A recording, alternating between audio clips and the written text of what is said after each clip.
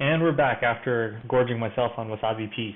This is 10-minute drawing techniques, episode 3, where I try and teach you some drawing principles or drawing techniques within 10-minute sessions. Anyway, this is more perspective principles, and we're just leaving off from the FOV lesson, the lesson on field of vision, and I'm going to cover more of some of the ramifications of field of vision. All right. Now, one of the things I see a lot is one of the mistakes I see made a lot is sometimes people will take, let's say, okay, we'll take a cube. All right, take a cube. Except in this case, you're staring at the cube straight on, looking at the cube dead on, and you figure, well, okay, what happens if we shift this cube over, to the right?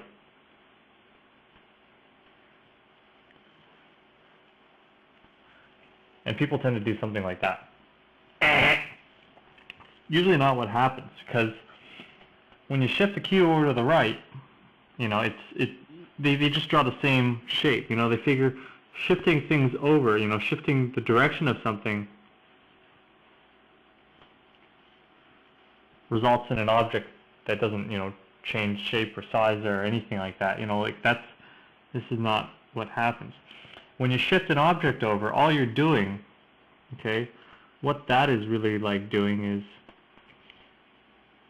if this is our top-down field of vision, then all you're doing is you're taking your original field of vision like this, and you're just turning it.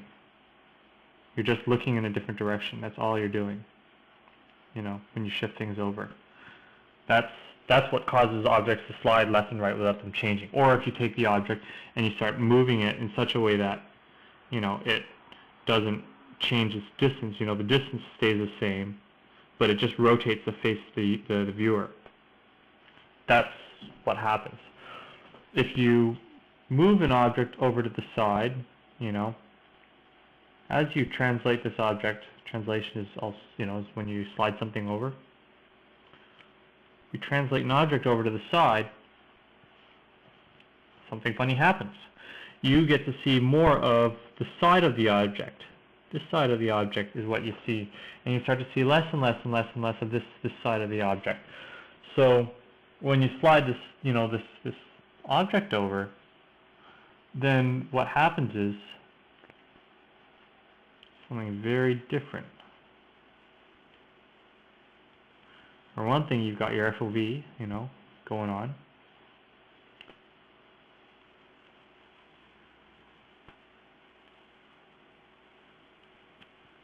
And then you get to see more of the side. Something like that. So what happens?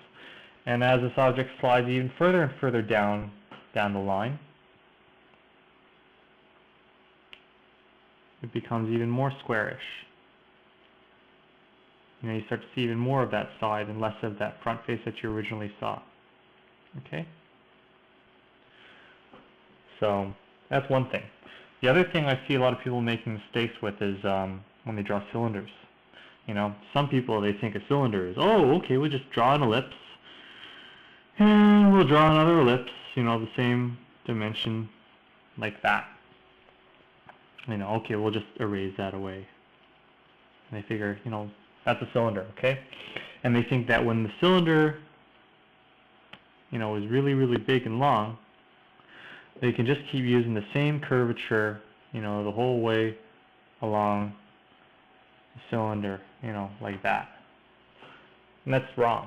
It's not how it behaves. The thing what really happens is, if you think of this as a cross-section, as this cross-section passes you,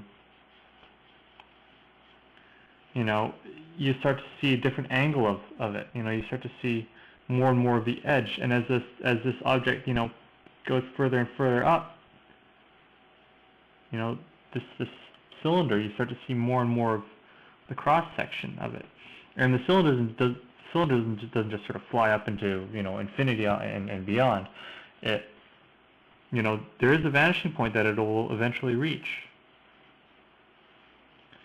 So, this is what you see. You'll see something where it may flatten out, and then, it may go on to meet another vanishing point, somewhere way down there. So it'll flatten, your cross section. Oh, 5-minute mark.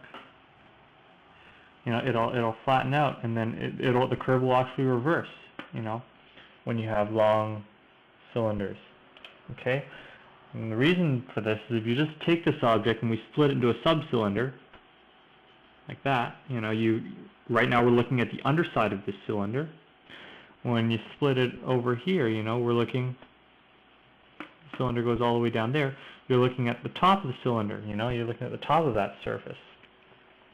And the same thing can be said for, you know, really big cubes.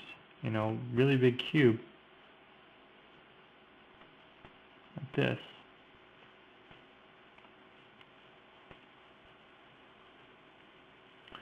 If you know, this is the horizon line, you know, it's important to remember that when you look at the tip of this cube up here, you're looking up at the underside of this cube, you know, and that's even better illustrated if I subdivide this cube into, you know, if I take a chunk out of this cube right now, see that? You're looking at the underside of this particular portion. And when you look at the bottom, you know, part of this cube, the same thing can be said. You know, you're looking now at the top part. So whenever you're confronted with large objects, you know, if you're looking at a model, you know, if you're looking at a model who's, you know, standing right in front of you, you know,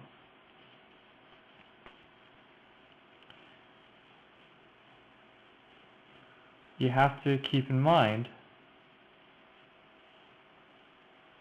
that when you look up, you know, you're looking at the underside, so the curves are going to go up. When you're looking at eye level, they're going to be flat. When you look down, you know, you're going to get a contour reversal, you know, and they're going to go down further and further and further as you look downwards. So, you know, it's not the same curvature along the whole way, you know, going like that. It's fake. It doesn't look right. So, there it is. Anyway, it looks like with 2 minutes to spare, I can't think of anything to rush in at the moment. Thanks for watching.